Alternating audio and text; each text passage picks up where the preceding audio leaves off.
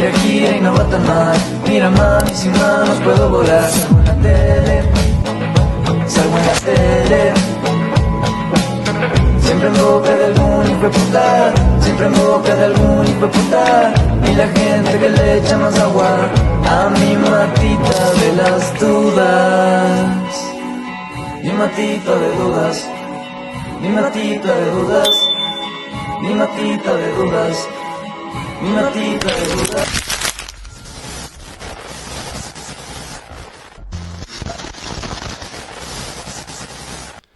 Muy buenos días, buenas tardes, buenas noches. ¿Qué tal a todos los que nos escuchan? Este es su programa Máscara Afuera.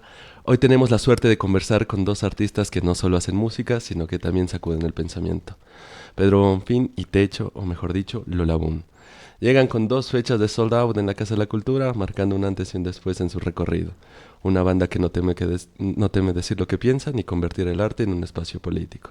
Desde la Alameda, Bogotá, chicos, bienvenidos a la Universidad Central. ¿Cómo están? Muy bien, aquí contento de estar en la Central. Viva la educación pública, hoy y siempre. Eso, viva. Nosotros encantados de tenerlos aquí después de todo el anterior año que ha sido un hito para ustedes. Llenaron el Teatro San Gabriel y el Quito Fest, el inigualable Quito Fest. ¿Cómo la pasaron ahí en este concierto? Muy bien, fue una alegría estar en el Quito Fest y verlo así tan lleno, en un horario estelar. Sí, Que total. fue así increíble. Ver a la gente también emocionada. Fue un momento bonito de nuestra carrera poder llegar ahí. ¿Cómo prepararon este concierto? O sea, ¿hace cuánto como que les dijeron y tuvieron la preparación para hacer este show? El de mañana y pasado. Sí. El del Quito El Fest. Quito Fest. Ajá. Uf. Ese fue muy loco porque obviamente antes había como el mito, ¿no? De que lo máximo que uno podía aspirar como artista ecuatoriano era que le pongan un buen horario en el Quito Fest. Entonces de repente fue como, esto es como el tope, o sea, esto es todo lo que hemos podido aspirar está aquí frente a nosotros. No sabíamos tampoco el horario, o sea, fue algo que nos enteramos como después. Pero fue un concierto que creo que requirió que hagamos como todos los esfuerzos extra necesarios. O sea, contratamos un lugar para ensayar así todo el concierto en vivo con el sonidista, con el visualista, con todo el mundo. Entonces sí, fue uno que metimos mucho esmero. Hubo algo, ¿no? En el Quito Fest. Nosotros estuvimos los 3 días ahí. Entonces vimos lo de Mugre Sur, que nos pareció ¿Qué espectacular. pasó? Mentira. ¿Ustedes saben qué pasó? Bueno, para nadie es un misterio, ¿no? Lo que pasó con Mugre Sur. Sin embargo, se corren muchas como historias, ¿no? Y en su concierto yo sentí que eran los únicos que dijeron, bueno, aquí no nos van a silenciar, no nos van a callar y nos paramos duros. Si es de pararnos, nos paramos. ¿Qué los llevó a tomar esta decisión frente a estos poderes políticos, ¿no? Que siempre se están enfrentando? El honor a la verdad. Sí. O sea, creo que tiene mucho que ver con eso. O sea, a mí me frustra mucho eso porque hablo con muchos artistas, muchos músicos. Sobre todo músicos. Creo que es un problema en particular que yo veo en nuestro gremio. Y sobre todo si es que hablamos de música alternativa. Que es como, esto está súper mal y ni sé qué. Pero nadie tiene como una postura clara ni una manera de decirlo pública. Es como quejarse en chiquis. Uh-huh. Y eso me parece que es poco fructífero y es poco nutritivo para lo que necesitamos en unos espacios que están siempre en emergencia, ¿no? Como las artes. Y también Mugre Sur es una banda que... eso es lo que a mí no me gustó de lo que pasó en el Quito Fest, que se les quiso reducir un poco como a estos escandalosos, como aparecidos un poco, pero es gente que va haciendo escuela desde hace 25 años, ajá, y que no es un show cualquiera. O sea, Mugre Sur tiene, o sea, yo me acuerdo la primera vez que les vi en un back, como verles disfrazados y ver como el nivel de show que era y como todo lo que hacen. Entonces, eso, como que a mí me parece que lo que pasó con Mugre Sur es simplemente como lógico. Sí. y también para nosotros lo mismo, o sea, como que no fue de esta vez, es como yo no estoy en contra de Novoa y ya, o sea, es una cosa que hemos hablado desde hace muchos años, muchas veces y eso, ajá, no fue solo particular del Quito Fest. Sí. ¿Tuvieron algún aviso de que no pueden decir nada así antes de subir al show o simplemente... ¿Cómo No fue? Yo me acuerdo más al bajarme del escenario, pero también siempre hubo como esta cosa como verán, no dirán Ajá, estas eso. cosas, verán, no cuidaránse, como que es un espacio público que está siendo como sí, gestionado desde Politizado. gestionado desde el sí. Y como que sí habían como esos rumores, pero A luego. mí me dijeron, a mí Sí, me vinieron sí. a decir antes de subirnos, me dijeron, ayer pasó esto de Mugre Sur, porque además yo tenía muchas ganas de ir al Quito Fest y estaba como muy emocionado por lo que nos iba a pasar, así, pero también no quería enfermarme, estaba lloviendo mucho, quería estar como en buen estado, entonces vi todo el Quito Fest en TikTok, porque siempre hay gente transmitiendo. en esa plataforma? Entonces yo vi lo de Mugre Sur vía TikTok. Qué loco. Ajá. Y sabía lo que había pasado y todo. A mí no me pareció tan grave, fue como, bueno, es Mugre Sur haciendo Claro. un show de Mugre Sur y siempre dicen cosas y han hecho y dicho cosas mucho más densas. Y, y me acuerdo que, no me acuerdo quién se acercó y me dijo como, oye, alguien de nuestro equipo me dijo, oye, nos están pidiendo que por favor evitemos decir, hacer como pronunciamientos Sí. políticos y si se hace que no se digan nombres. Y obviamente es como que ahí lo que pasa es que la gente dice como, les están queriendo censurar. Esta gente que nos pide que no digamos nombres nos está queriendo censurar. Pero a mí no me parece que eso sea así. A mí me parece que esa gente tiene terror de perder su trabajo Claro. como cualquier persona. Obvio. De quien me habla es del poder estatal, o sea, del gobierno central. Sí, sí, total. Porque a la final esa gente tiene miedo de que nosotros digamos cosas porque tiene miedo de que el gobierno les caiga a ellos. Ajá. Y me parece legítimo también que tengan ese miedo porque sí da miedo y todos queremos Sí, tener total, trabajo. Total, y en este país, ¿no? Que está en constante crisis. Bueno, dejando de lado eso, ustedes tienen una discografía de 5 discos, ¿no? El Cielo, que lo tenemos, 2016, Tristes Trópicos, que lo pueden ver en nuestra mesa, el doble lanzamiento del 2020, Verte antes de fin de año y Cero Clarividencia, y finalmente Muchachito Roto. ¿Cómo creen que ha ido evolucionando? Bueno, porque cada disco de Lola es totalmente diferente, ¿no? O sea, uno se imagina muchas cosas. ¿Cómo trabajaste esto? Uf, o sea, creo que el inicio fue un poco a ciegas como ser esa el cielo. Éramos muy chiquitos. O sea, Muchachos de colegio. el primer toque que tuvimos, el Pedro ni siquiera tenía las letras y llegó al primer toque al show con al día anterior había terminado las letras. Magia. Comencé y terminé el día anterior. Ellos escucharon las letras del primer Exacto. disco en el primer concierto en vivo al mismo tiempo que el público.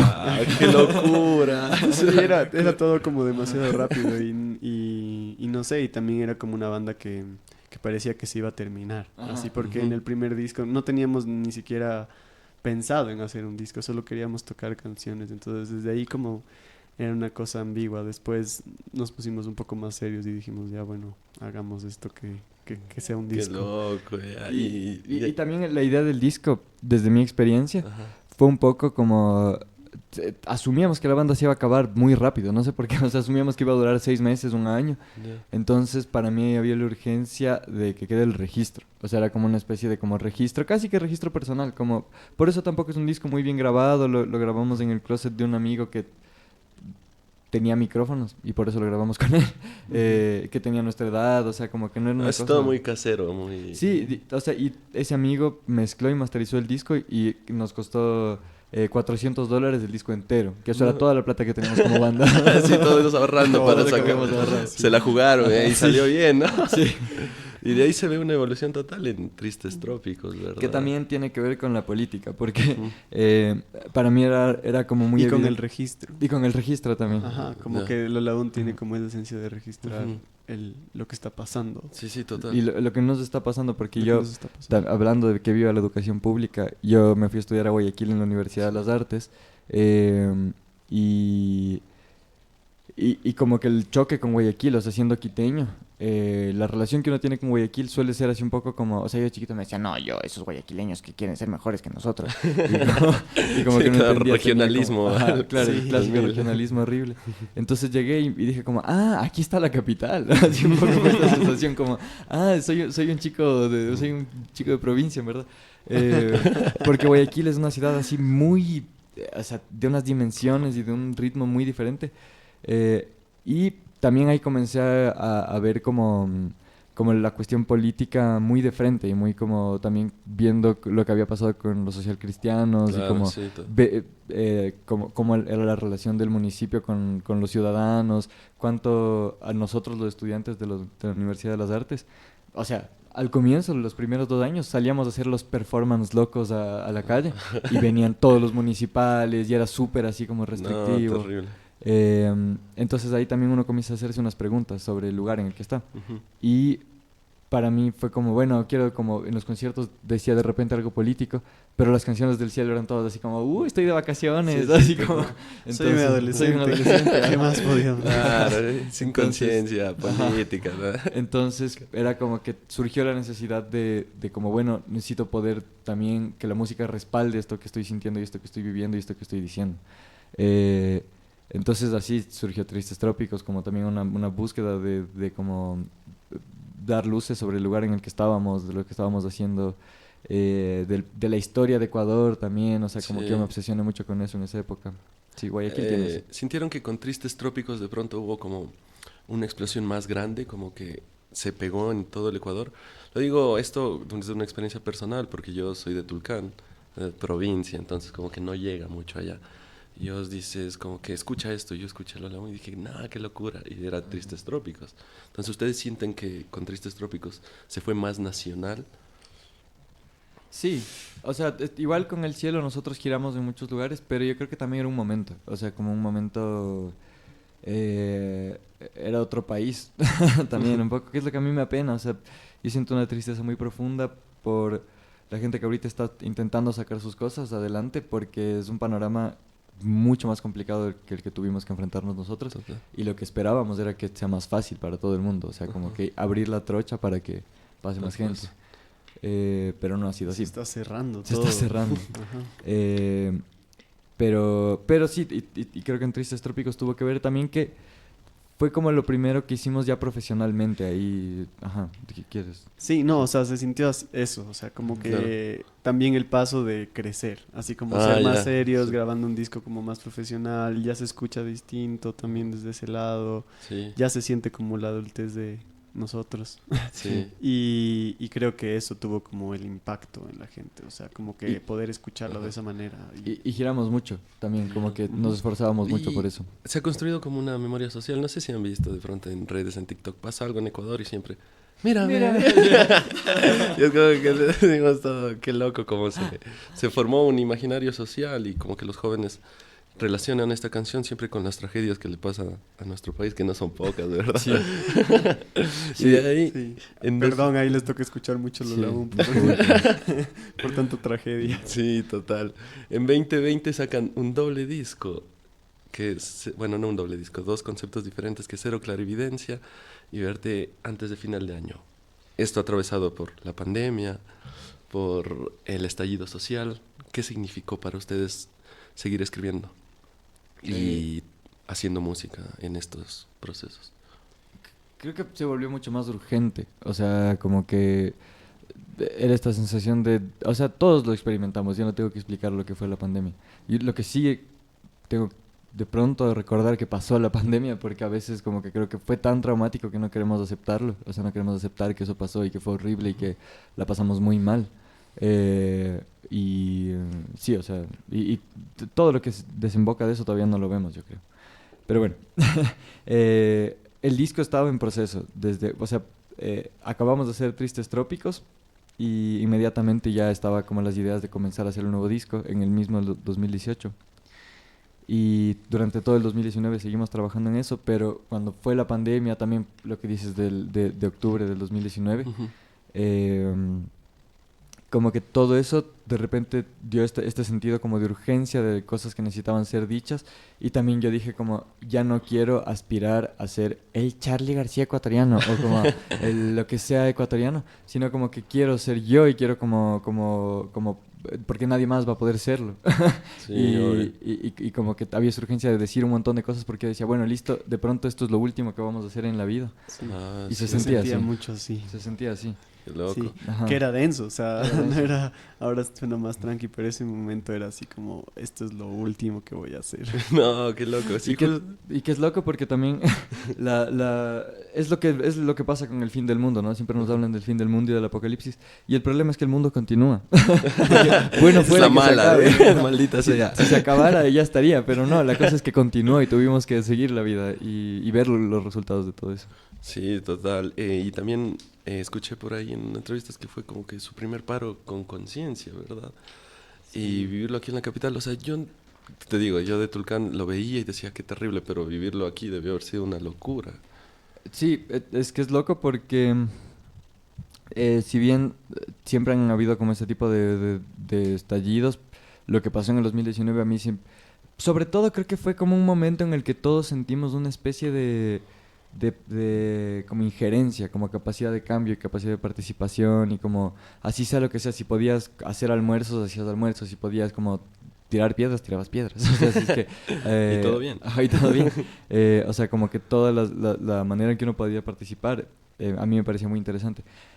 Los acuerdos y todo lo que pasó a partir de eso sigue siendo algo que hasta ahora me deprime. O sea, Sí, es como, total. como que todos los esfuerzos que hemos hecho y también el paro del 2022, o sea, todo eso, para mí es como, como la demostración de que la insurrección está contemplada dentro del sistema. Entonces, eh, como que para mí sí fue una derrota fuerte también que las cosas hayan dado como se han dado hasta el día de hoy incluso. Eh, pero sí, fue como un momento en el que, como que, al menos para mí, o sea, yo, Pedro, tuve como un momento así yo nunca pude tener como esa cercanía con los indígenas, por ejemplo, y ver cómo daban los comunicados, cómo eran las asambleas abiertas, cómo estábamos todos ahí mientras hablaban, cómo había como un sentido así como a la final yo me sentía muy seguro y muy cuidado y muy así Sí. como con mucha, o sea, había un sentido de comunidad que es lo opuesto a lo que es la imagen del trucutru viniendo hacia uno y como sonando en inglés, one, two, three, ni sé qué. Ajá. Eh, y como el policía con la máscara y la cosa, o sea, para mí eso fue como un momento bien importante, pero también me sigue dando pena. O sea, es un poco como Mayo del 68, así se acabó y la gente solo volvió a sus vidas burguesas de siempre. Sí. ¿Tú, Techo, cómo lo viviste? Eh, yo por mi lado estuve tratando de terminar la universidad. Ajá, yo estaba como que tratando de hacer eso que me había costado mucho. Eh, ajá.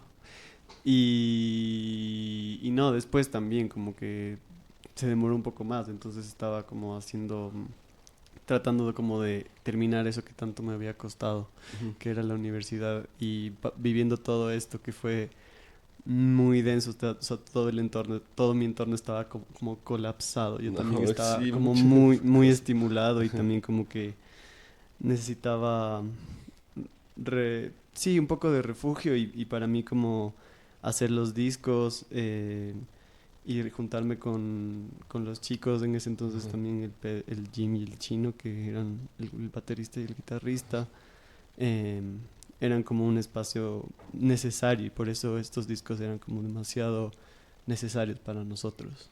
Total, sí, qué locura. Y quería pasar esto también, porque estuve viendo unas entrevistas y hay un mito, ¿no? No sé, yo me quedé con la duda del nombre Lola Boom. El primero es de un chifa en la prensa y el otro es desde Dolores, esta explosión de Dolores que viene del nombre, como le digo, Dolores, Lola Boom. ¿Cuál es la verdad? Ninguna de esas. Maldita sea, nos Son engañaron. las dos. Mentira. Pasa que cuando comenzó Lola teníamos una baterista que se llama María Elisa, que ella fue la baterista fundadora. Y no teníamos dónde ensayar al comienzo y íbamos a un ensayadero y nos teníamos que registrar con el nombre de la banda y no teníamos. Y la María Elisa tiene una personalidad súper fuerte, es muy chistosa. Y nosotros, como a manera de chiste, nos pusimos la banda de la chica. Y eso mutó en eso mutó en Lola. Y literalmente, un día que estábamos haciendo esa canción que se llama Travilla, era como que como que eso tenía un final así como explosivo, entonces dijimos, ah, boom, entonces se volvió así Lola Boom. Es muy estúpido. Yo viendo las historias diciendo cuál será verdad. Bueno, lo desmitificamos entonces. ¿O no? ¿O no? Lo dejamos con las dudas. Otra teoría más. Sabemos que la capital no es todo el país, ¿no? Y como Quito centraliza todo, ¿qué significa para ustedes mover la atención de lo perimetral a lo fronterizo del país? Es decir, a las otras provincias. ¿Qué significa que se crea una escena fuera de Quito? Porque siempre se habla de la escena de Quito y la escena de Quito, pero también se hacen otras cosas en provincia y suelen ser incluso hasta más complicadas. Uf, me imagino. O sea, no, acá, o sea, nos toca duro aquí, Sí, así las total. nuevas generaciones que, o sea, nosotros tuvimos como un pequeño momento también de la escena que estuvo como muy efervescente y también los que están atrás nuestro han hecho un gran trabajo. Las cosas están cayendo un poco, pero, o sea, nos ponemos a pensar siempre con el Pedro como de las nuevas generaciones, lo que tienen que atravesar, los lugares que no hay para tocar, todas las provisiones que se tienen, lo difícil que es hacer música en la capital. Ya es demasiado Todo complicado. Las periferias para nosotros es, Ya es otro nivel. ajá, o sea, como absurdo. Y, así. y a pesar de eso, justo para nosotros siempre fue algo bien importante ir Sí, y siempre fuimos, sí. o sea, como Ujú. que... Y eso es algo muy chévere, como sin querer acabamos conociendo el país, o sea, acabamos como loco. conociendo Sí. como más del interior y lo chévere es que no es esta cosa como idealizada de como el rockstar que llega y en el aeropuerto hay como gente gritando y así, sino que uno llega y te recibe un chico que quiere que toques ahí y te lleva a la casa de la familia y comes ahí, porque que era lo que pasaba en el 2017, 18 cuando éramos chiquitos. Íbamos, y esas eran un poco las condiciones en las que íbamos, ahora ya no es así para nada, pero en ese momento era, y eso nos enseñó mucho del país y como que, porque no era esta cosa como aislada de que nos mantenían en una burbuja, sino como que si íbamos a Loja, íbamos a la casa de alguien y como que íbamos conociendo a las personas, íbamos al Puyo, pasaba lo mismo. Sí, queríamos también tocar con gente de allá, como para Ajá. entender Qué qué chévere. música se está haciendo y casi siempre, Ajá. sobre todo en Tristes Trópicos, que fue la gira más grande que pudimos hacer, por así decirlo, como en todo el Ecuador, siempre queríamos como escuchar a la música de los lugares a donde íbamos. De las De hecho, bandas ahí, locales. ahí tocamos con Derian Diorian, Que es estudiante de aquí, de la Sí, central. él estudia sociología. Sí. Hicimos un reportaje, le hicimos justo a él. ahí le Sí. conocimos Ahí a le él en el conocimos. Puyo. Que tenía ahí el como 16, 17, algo así, era un Y ya niño. estaba haciendo música. Ajá. Ajá. Sí, me parece que tocaba con Neoma, ¿no? No, No, él Toms. tocaba Toms, tenía su banda. Eso. Pero eso Recuerdo era, una gira. eso era muy bonito, como Ujú. que y eso como que para mí es algo que yo sí extraño, como poder estar en esos lugares. Y a la final, algo que también pasaba en esa época es que había muchos festivales, o sea, como ahora hay tutis, había festivales. Como esos putis nos han invadido total. Ajá, como que ibas a Riobamba y había un festival, ibas a La Tacunga había otro, ibas a Mamacas había otro y así como... Entonces de repente las bandas podíamos hacer circuitos nacionales a través de los festivales, que es algo que ahora ya no pasa, como que ya la gente no hace festivales como antes. Y es comprensible porque... Pero yo creo que a la final no es simplemente la gestión, sino el acceso a la cultura en sí lo que es el problema. Como que en provincia lo que se suele hacer es eso, es como gastarse el presupuesto en como una cosa que lo que hace es generar masas y nunca generar público. O sea, no generar una audiencia que puede, no digo solo ser crítica, sino como poder como enfrentarse a la cultura realmente, no ser esta cosa de como, bueno, y ahora todos las manos arriba, y ahora todos, o sea, no es solo una bailoterapia así masiva, sino que la cultura y ese presupuesto que tiene la cultura se debe usar para hacer cultura, no para Claro. hacer espectáculo y eso es lo que yo siento que es duro en las ciudades pequeñas. Yo fui profe en la Universidad de las Artes después Ujú. y tenía estudiantes de todas las provincias, como cuando fui a estudiar que tenía compañeros de todas las provincias. Sí. Y me acuerdo que era así como alucinante ver cómo había gente, o sea, cuánto se esforzaban algunas personas por encontrar arte, así encontrar cultura y como desde sus lugares, en ventanas, así como que en lugares así como, bueno, lo que pasó ayer es que le mataron a ni sé quién, pasó esto, pasó el otro, pero yo estoy intentando hacer una pequeña obra con la gente de mi barrio, o sea, es así como... Sí, es una locura. Claro. Digo, desde Tulcán te digo también, es una Sí. locura que te digo, o sea, llegar acá, o sea, sí lo sentí como un privilegio, la verdad, porque acá hay muchas cosas que se puede hacer. O sea, a pesar de que sea tan difícil, tal vez buscando, pero es muy difícil. Pero en Tulcán decía, Dios mío, ¿cómo los muchachos se ponen tanto? Incluso, verá, les cuento así rapidito una anécdota. El municipio de Tulcán arma un mega festival por sus fiestas de cantonización. Trae bandas internacionales y a las locales no les paga, porque dice que se han ofrecido a tocar. Una locura, los muchachos pobres. Claro, y es dinero público. Sí, Además. total. Esto de registrar me quedó. Lolabón busca registrar. Y en lo periodístico también nosotros buscamos contar, ¿no? Que quede el hecho narrado. Han vivido en Quito. ¿Qué tal esta geografía de los semáforos, las calles? Ha impregnado su música. Sí, inevitablemente. O sea, es que también con el techo nos conocimos en los toques. Y lo chévere y lo bonito de los toques y de la cultura también es que te permite conocer la ciudad y hacer que la ciudad sea tuya, o sea, como te presenta tu Quito, y en los espacios que vas con tus amigos y donde te metes a hacer cosas. Y con todas las problemáticas que eso implica, o sea, como nos teníamos que ir como a Tumbaco a un toque y después no teníamos cómo regresarnos. Nos porque tocaba ya el trasnochar transporte- ahí. Oh, qué locura. Ahí nos tocaba caminar la noche, después llegar. La ¿sabes? verdadera Como- vida de rockstar. Sí, pues, pero nos enfrentábamos a esa problemática. Claro. O sea, ahí nos tocaba vivir la ciudad, así como estar habitando realmente como en la ciudad. Y otra cosa también es que Quito tiene algo muy especial. Y es que aquí lo damos por sentado, pero es que Quito es una ciudad con mucha historia y no me refiero solo a, como a la historia colonial y como qué bonito lo que construyeron los españoles, sino como aquí hubo, o sea, el dúo Benítez Valencia y ese tipo de artistas formaron una poética y una música hecha en Quito, y que es algo que este año yo pude tocar en Santiago de Chile, en Buenos Aires y en Montevideo, y estamos viviendo en Bogotá. Entonces, viendo también otras capitales de Latinoamérica, siento que Quito tiene una cosa muy especial que nosotros nos rehusamos a ver, porque somos desde racistas, clasistas hasta ignorantes. Porque no queremos saber eso, no queremos saber que lo que hubo antes acá. Lo que queremos es intentar borrar cuanto antes y así como rasparse la piel hasta parecer gringo. Pero Quito es una ciudad con una historia tremenda, y eso está aquí en las calles de Caujo, está en esta misma universidad. Sí. O sea, aquí estudió Pablo Palacio, así como que Desde ahí. por aquí pasaban. Entonces, es lo que es muy usual acá, que ni siquiera sepamos, no nos enteremos, y en otros países en México. O sea, tú puedes ir a donde nació Juan Rulfo y donde se le cayó el diente y donde se besó por primera vez con ni Sí, total. y acá es como que ni siquiera sabemos, o sea, ni siquiera podemos acceder a los libros. Sí. Entonces, ajá, como que yo creo que Quito tiene una cosa muy especial, muy chévere, y que a mí me encanta así como tirarme a esa piscina.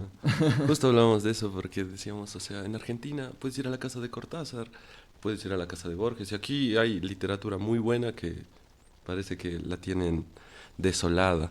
Pero eso, no sé si tenemos las preguntas desde cabina, como tenemos a nuestro querido público universitario. Viva la pública. Eso. Aquí todos los muchachos se emocionaron cuando venía, les mencionamos y formaron una revolución. No está prendido el micro. Ay, sí. Ah, sí.